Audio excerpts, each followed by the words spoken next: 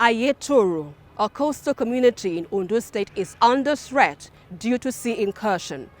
Over 1,000 houses have been destroyed, leaving many homeless. The Ondo State Oil Producing Areas Development Commission has called on the government to investigate the contractors who abandoned a critical shoreline project. We'll also discuss efforts by the Lagos State government to stop the flooding on Lagos Island.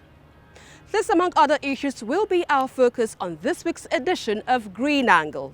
Welcome. I am Esther Mokwariola.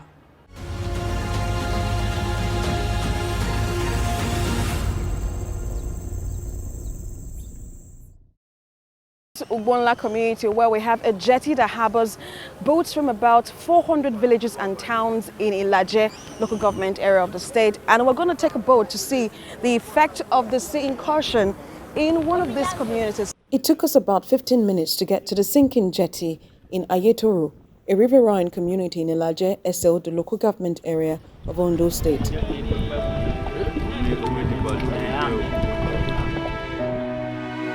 That is our jetty over there.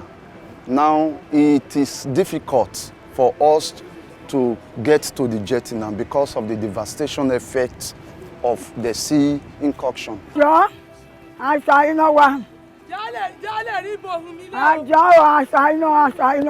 For close to 2 decades, the Ilaje people have waited for the construction of a shoreline protective wall. They are still waiting, this time with anger, pain and loss etched in their hearts. Reflecting on what remains of the happy city, residents watch as the historical settlement crumbles under the weight of the seas. The city, which was built in the 1940s, about 15 to 20 kilometers away from the seas, is now a shadow of itself. Every day now, men and women, we sleep where we see. So we are appealing. It is excruciating. It is painful. We are appealing to the federal government and all other relevant agencies to please, for crying out loud, to come to our aid. We don't have anywhere to go. This is our land. Endless cry from these residents in Aiyetoro, a riverine community in Ondo State, is yet to get the attention of relevant authorities. While the government looks away, the community is gradually fading into the history books, with thousands already displaced by the ocean surge. We have the low tide and the high tide. As it stands now, we're experiencing high tide. And this is high tide now. And it's within the range of 6 hours interval. So it gets higher? So it's higher than, in fact, in the next 1 hour now, we might not be able to stand where we are standing now, because it must have been higher than this one. That so you're about 7-8 feet? Yes, 7-8 feet high, most times. The tide is high. It's a race against time for residents of Aiyetoro. What can they save? Where will they go with their families? It's difficult for most of them to dismantle buildings they erected with love and sweat. But if they don't, the sea that was once their friend will destroy the buildings and take the lands as its own.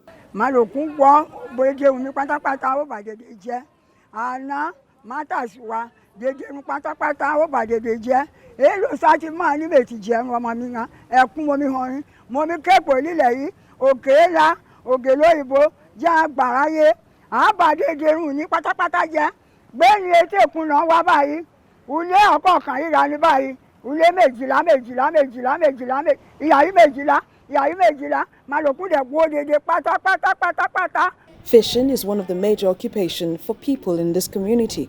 But the raging sea has not only displaced the old from their homes and children from their schools, it has taken away their source of livelihood. With the fading hope among residents and fears of Aiyetoro going into extinction, we met with an elderly woman who was leaving the community. She says the daily struggle led to her losing a finger. She admitted that her days are numbered, but appealed to the government to come to their aid.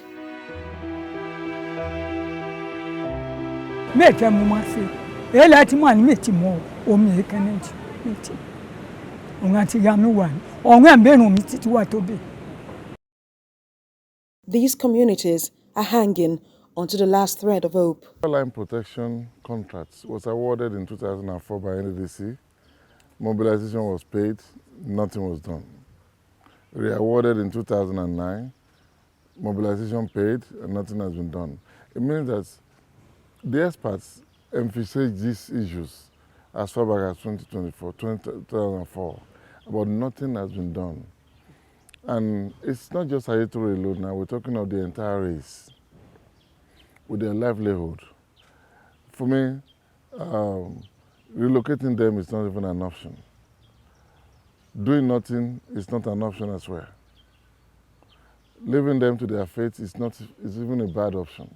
There is no body of government that's responsible for ecosystem, ecology, environment, Senate, House.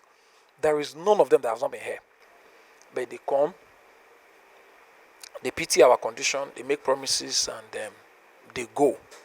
Members of the current board of the Niger Delta Development Commission arrived at the community of Aiyetoro to assess the devastating impact of sea incursion. The NDDC team has promised to work tirelessly to find a permanent solution to this environmental challenge. As part of their efforts to alleviate the effects of the ocean surge on the community, the team presented relief materials to the victims. However, the people of Aiyetoro are demanding a permanent solution to this problem, which is threatening to displace them from their ancestral home. On this journey at NDDC for over 12 years. No solution. But I can confirm, in the nearest future, we are going to stop this ocean surge, we are going to protect the shoreline, and we are going to give the people of Aiyetoro a better livelihood and a better life going forward. We came today with what we describe as our phase one, as NDDC. What we brought in now is a tip of the iceberg. We'll continue to bring more until everybody that's affected by this problem is comfortable. And I'm determined to address it. So thank you for giving us this opportunity to serve with SEMA. Thank you for giving us this opportunity to partner with you. And as we go forward, we will see a drastic improvement in what we have seen to be an annual event or an annual disastrous event. So thank you so much for coming out today. In the meantime, the Ondo State government is seeking help from the federal government and international community to find a lasting solution to the natural disaster in Aiyetoro. Aiyetoro sea incursion has been an issue that has been bothering, I can say, the mind of this government. And since we came on board, this administration came on board in 2017.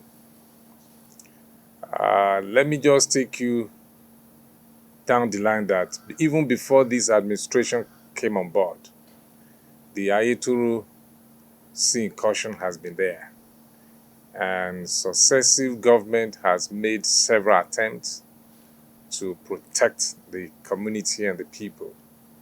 Even some interventionist agencies, SOPADEC and Niger Delta Development Commission, NDDC, has also made other attempts. But we find out that all the measures that have been taken has not yielded the desired result.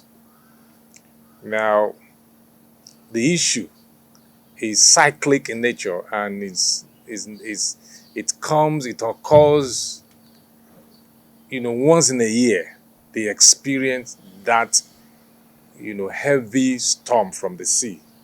The strength of the waves will just come once in a year. It might ravage the entire community for about 3 days, and thereafter it will recess. Now, this government has made some efforts as well by contacting some other agencies like Ecological Office, Federal Ministry of Environment, because the case of Aiyetoro is a very big case that the state government alone cannot handle. It requires concerted effort of various organizations to collaborate.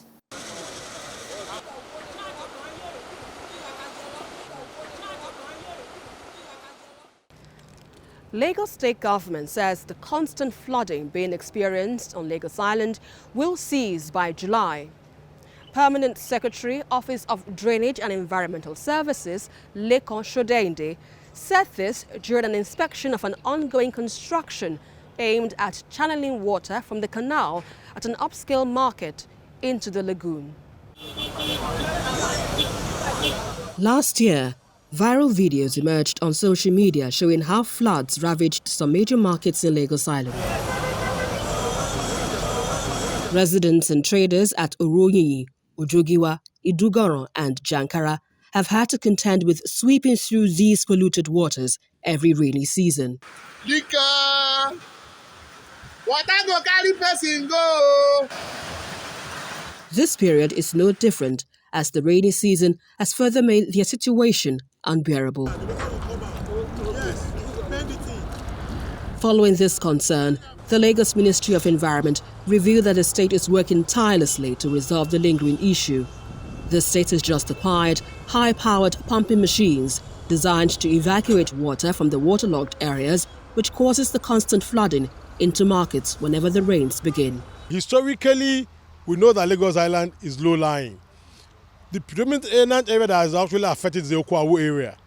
Any small rain, even if other areas are dry, there's no time the drain Okwawu will be flooded because it is very, very low.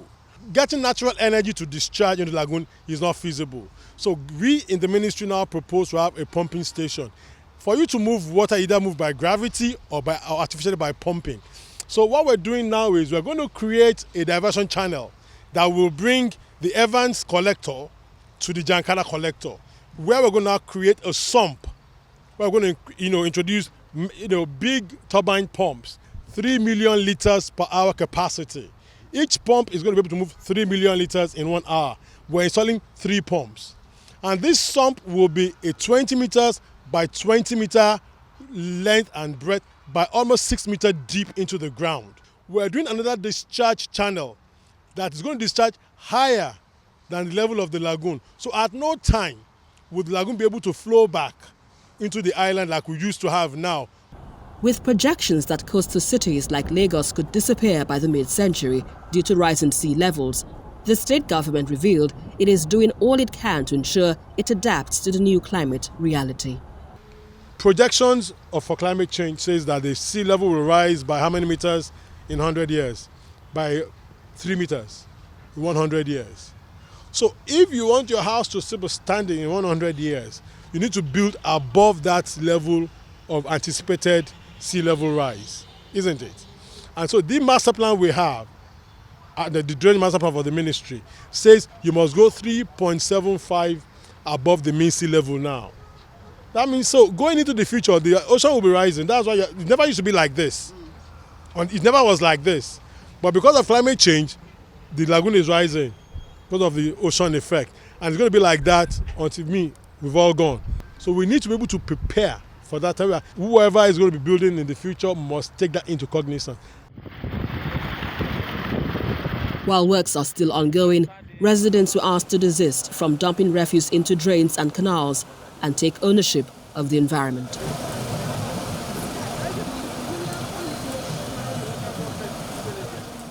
Green Angle returns in just a moment.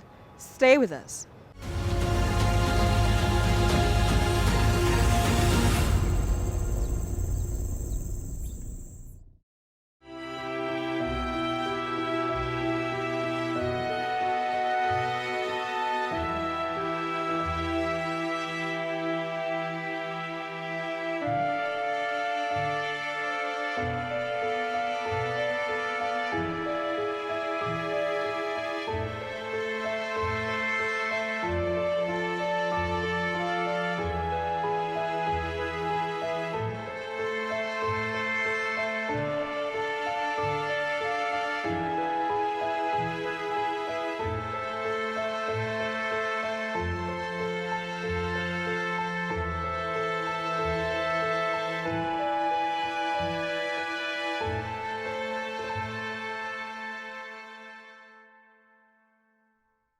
Environment activists say everyone needs to take action in preserving this planet for the sake of future generations. This comes just as we recently visited a community in Lagos where residents took part in a beach cleanup and other environmental programs in honor of Earth Day. Events like cleanup drives, tree planting initiatives, and recycling programs are just some of the ways in which people are taking action to protect the environment. These activities help reduce pollution, protect wildlife, and preserve natural resources. Environmental activists advocate adopting significant changes to live more sustainably and switching to renewable energy sources like solar, wind, and hydropower in order to reduce dependence on fossil fuels and lower carbon footprint. Nature is our life support system, and we're damaging it. And if we continue the damage in this way, we're going to damage her beyond control. And if you damage your life support system beyond control, you're in big trouble, and your children are going to be facing the catastrophic consequences.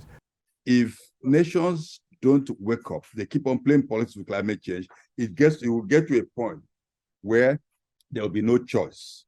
I mean, civilizations have ended before. They've come and they've gone. We all know this.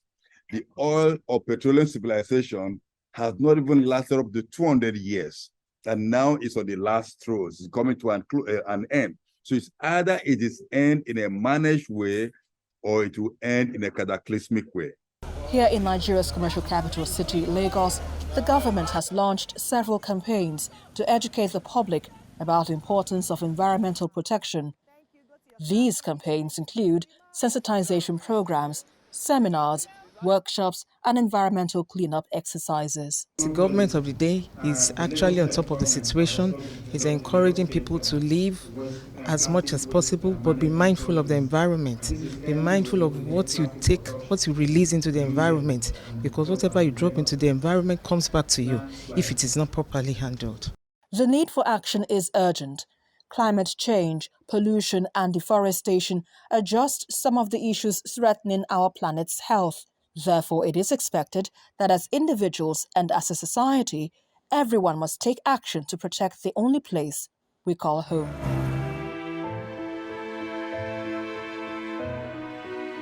The Earth, as we know it, is facing many challenges, including climate change, deforestation, and pollution, which are all impacting the lives of its inhabitants. In response to this concern, a group of environmentalists and concerned citizens are leading the charge for change. They believe that small steps can make a big difference in preserving and protecting our planet.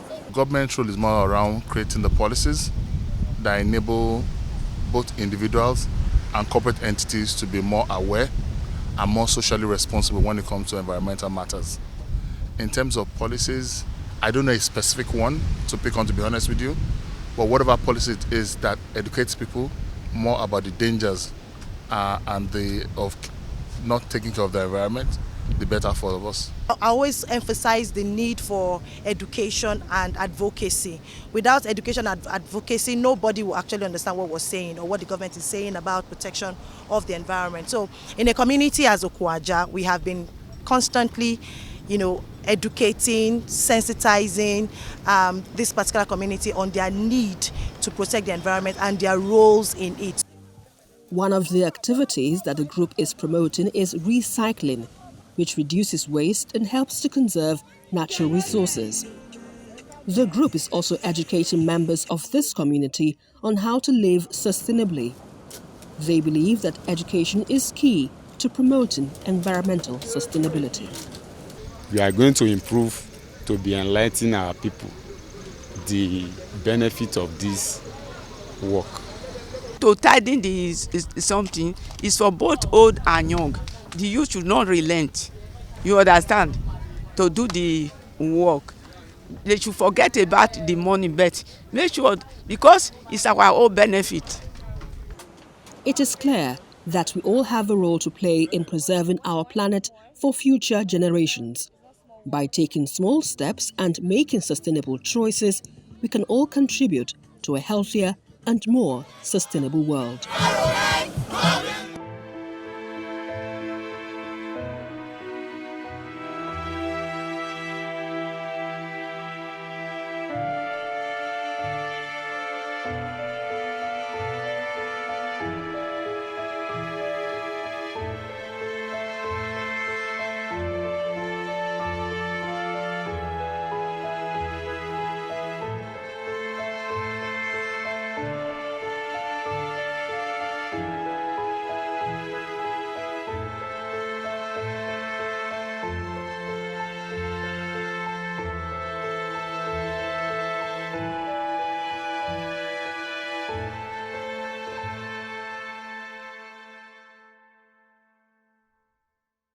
And that's about it on this week's edition of Green Angle. Until I come your way next time, remember, together we can build a sustainable world.